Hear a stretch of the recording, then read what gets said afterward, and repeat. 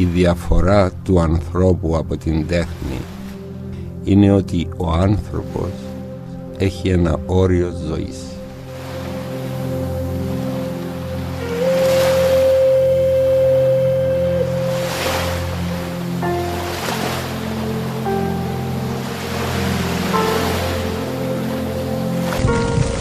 Θυμάμαι πράγματα, θυμάμαι βιβλία, θυμάμαι αναμνήσεις.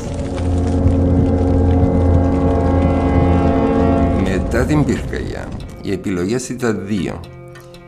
Ή να αυτοκτονήσω ή να δουλέψω.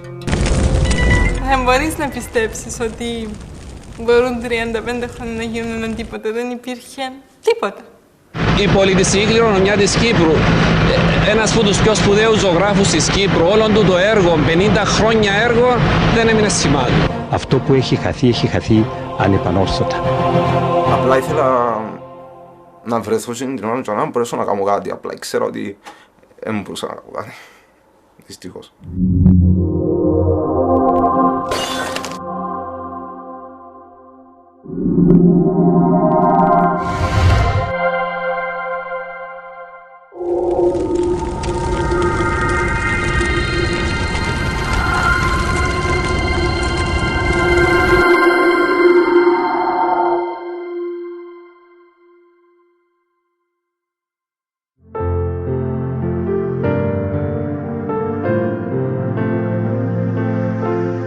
Για μένα είναι ευλογία το ότι μπορώ να ζωγραφίσω.